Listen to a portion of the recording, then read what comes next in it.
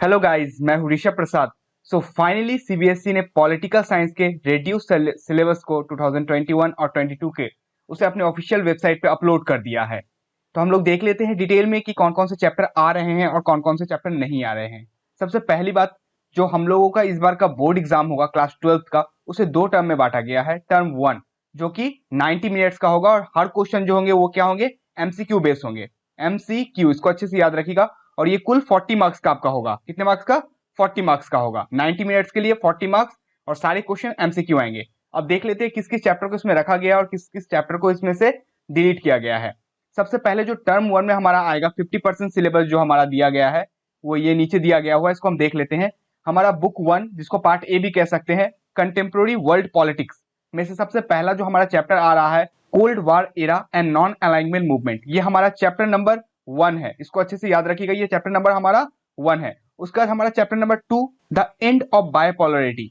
ये हमारा chapter number 2 हो गया, जिसमें से 8 मार्क्स के क्वेश्चन आएंगे और चैप्टर 1 में से 6 मार्क्स का। तो जो चैप्टर 2 है इसको आपको अच्छे से पढ़ना पड़ेगा, क्योंकि उसमें वेटेज जो है थोड़ा ज्यादा है कंपेयर टू चैप्टर 1 से।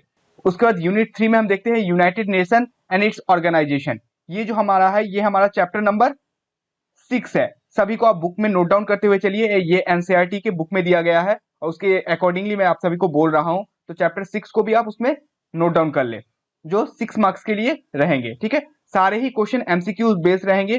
कुछ इनमें से सोर्स रहेंगे, बट सोर्स के भी एमसीक्यू रहेंगे। ठीक है, और पिक्चर बेस्ड क्वेश्चन भी इसमें रहेंगे। उसके बाद हम बुक 2 की तरफ देखते हैं, जिसमें politics in Indian since independence.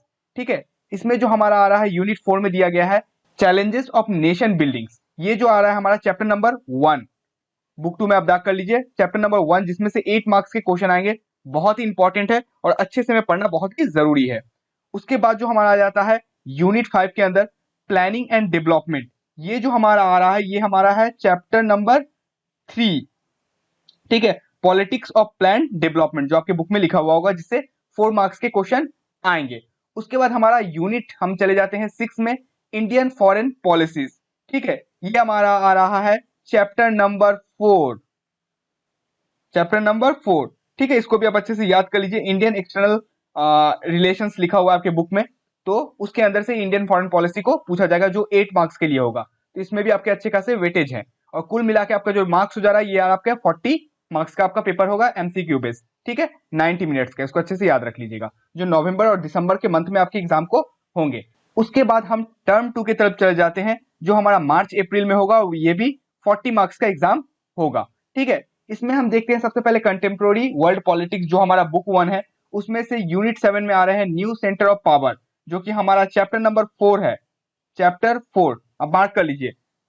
ठीक है, उसके बाद जो हम देखते हैं, उसके बाद हम यूनिट 8 को देखते हैं, south Asia and contemporary world. ये जो हमारा आ रहा है, ये आ रहा है चैप्टर नंबर 5, जो कि 6 मार्क्स के लिए आपका रहेगा। उसके बाद फाइनली हमारा जो है end of the chapter, globalisation, जो हमारा पहला बुक का अंतिम चैप्टर है, चैप्टर नंबर 9, जिसमें से 6 मार्क्स के क्वेश्चन आ रहे हैं। तो हर ही चैप्टर से लगभग 6, 5 या 8 मार्क्स के क्वेश्चन आ रहे हैं। हर चैप्टर को डीपली पढ़ना जरूरी है और टर्म 2 जो होगा ये डिस्क्रिप्टिव होगा, इस वजह से इसके अंदर आपको डीपली पढ़ना जरूरी है, अदरवाइज आप इन सारे आंसरों को कर नहीं पाएंगे इसके अंदर से। ठीक है, उसके बाद पार्ट बी, यानी कि हमारा बुक 2 में हम आ जाते हैं, जिसमें politics in Indian since independence जो है, यूनिट 10 में हमारा जा रहा है parties and the party system in India. ये हमारा आ रहा है चैप्टर नंबर 5। इसको भी अपॉइंट कर लीजिए, जो 6 मार्क्स के लिए आपका आएगा। और बाकी चैप्टर जो छूट जा रहा है उसको बुक में आप क्रॉस कर लीजिए, जो चैप्टर को डिलीट कर दिया गया है सिंपली। कोई ज्यादा कंफ्यूज होने की बात नहीं है। उसके बाद आ जाते हैं हमारा यूनिट नंबर 11 में, डेमोक्रेटिक रिसर्जेंस, जो हमारा है चैप्टर नंबर 6।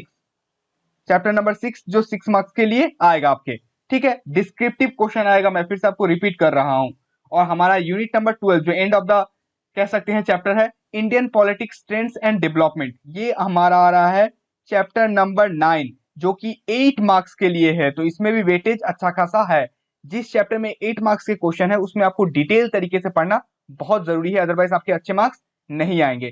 तो ये भी हो गए आपके टोटल 40 मार्क्स। टर्म 1 में 40, टर्म 2 में 40, यानी कि 80 मार्क्स आपके हो गए। देखिए यहाँ पे लिखा हुआ अच्छे तरीके से, 40 टर्म 1, टर्म 2 40, और प्रोजेक्ट वर्क जो रहेगा आपके 20 मार्क्स का रहेगा। ओवरऑल जो आपका ग्रांड टोटल होगा, ये आपका 100 मार्क्स में आपके होंगे एग्जाम्स। ठीक है, टर्म 1 जो आपके होंगे नवंबर दिसंबर में। ठीक है, उसके बाद जो कि टर्म 2 जो आ गया, ये आपका होगा मार्च अप्रैल में। इन सारी चीजों को आप अच्छे से याद रखिएगा। ये आपका होगा 90 मिनट्स का और ये होगा लगभग 120 मिनट्स का। इन सारी चीजों को आपको याद रखना बहुत जरूरी है। तो ये था हमारा पॉलिटिकल साइंस का, जिसको अच्छे से हमने समझा। अगले वीडियो में हम हिस्ट्री के बारे में डिस्कस करेंगे। मिलते हैं आपसे अगले वीडियो में, तब तक के लिए जय हिंद, जय भारत।